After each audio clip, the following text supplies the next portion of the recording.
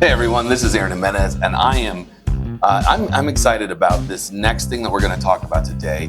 My last video we discussed addiction, and we talked about how addiction, it's a family disease. We talked about the fact that addiction destroys, that it hurts everything. And so today I wanted to talk a little bit about how addiction hurts relationships and why it is so almost impossible for addicts to be in relationships. Now the hard part is, if you're listening to this, please don't take my statements to the extreme and say, well, I know a best friend's cousins, sisters, uncles, aunts, brothers, uncles, sisters, husband who drinks a lot, and he's been married for 20 years. Because that's not what we're talking about here. What we're talking about is how to be in a functional and healthy relationship. Because, by the way, I've heard that phrase thrown around a lot, that somebody's a functioning addict or a functioning alcoholic. And what I've found is that typically means that someone has figured out the ability to consume alcohol on a very regular basis and not get fired from their job. So that's not what we're talking about today. What we're talking about today is, why is it so difficult for addicts to be in relationships? And it's a complicated answer, but of course there's the shallow version, right? Which is just that addicts, unfortunately, if someone's struggling with addiction, they will choose the addiction over the relationship. That's the nature of addiction, is that we choose it over relationships, we choose it over our children, we choose it over our jobs, over our intimate relationships. That's the nature of addiction. But I'm going to go a little further in that. So addicts are raised with a very particular set of skills. It takes a lot of hard work to become an addict, and that's going to sound weird. It sounds weird to say, right? But the idea is this: that it's to be an addict, you have to think a certain way, because you can't think like a non-addict and be an addict, right? It's like saying that somebody is a medical doctor and they don't know how to take a blood pressure, and so you can't. In order to be an addict, you have to think a particular way, and so this is one way of thinking that's particular to addicts. And addicts think, the idea, what addicts want to do is addicts want to create a perfect day, and then recreate that day over and over. For an addict, that's a beautiful thing, right? They just wish that they could create this day and do it over and over and over and over and over and over. Unfortunately, human behavior doesn't allow for that. So for an addict who really struggles in what John Gottman would say is one of the most important pieces of relationships, which is the ability to be flexible. Flexibility in a relationship is extremely important. Without it, every relationship will break and will fail.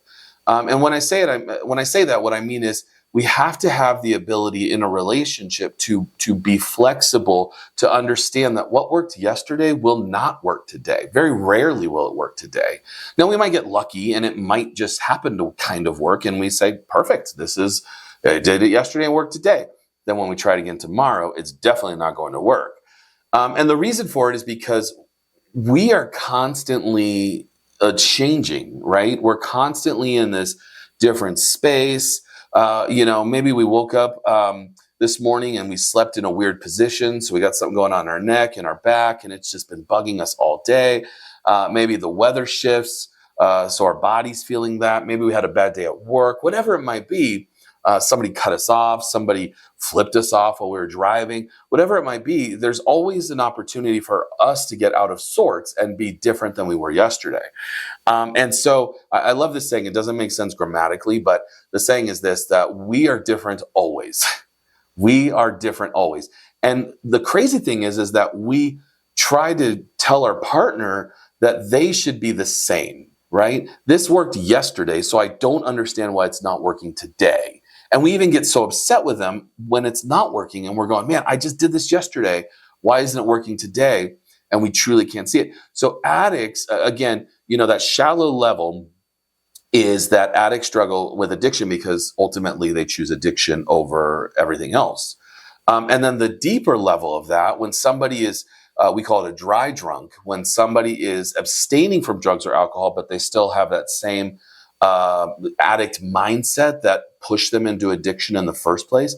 If they're unwilling to bend, that relationship will fall apart. And it doesn't matter if it's an intimate relationship, a relationship at work, a relationship with our children.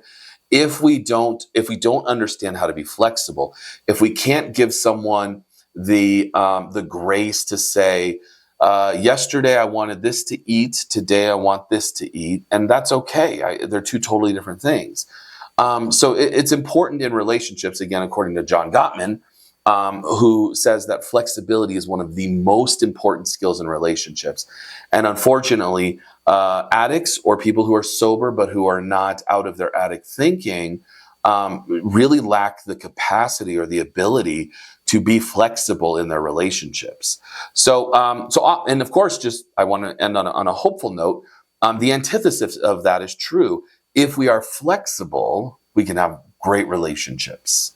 If we understand that yesterday when we hung out with our kids and we were throwing the football around or whatever, and it was a great time, and they don't want to do that today, that's perfectly fine.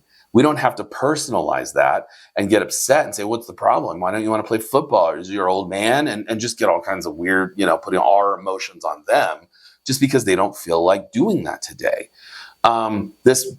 The ability to be flexible is a very important piece in every relationship. So if you're an addict and you're struggling with this, it's because you're supposed to be struggling with it, because you can't be a good addict and be flexible. The two just don't gel. If you're sober and you are still struggling with this flexibility, keep at it. And if you're not an addict and you are being flexible in your relationships, then chances are you have some pretty amazing relationships. So just some thoughts about addicts and addiction. About addicts and in relationships. So if you have any questions, comments, please subscribe and like this channel. We're super excited to continue putting this content out, and we'll do it as much as we can. Thank you very much, guys. I hope you have a great, great day.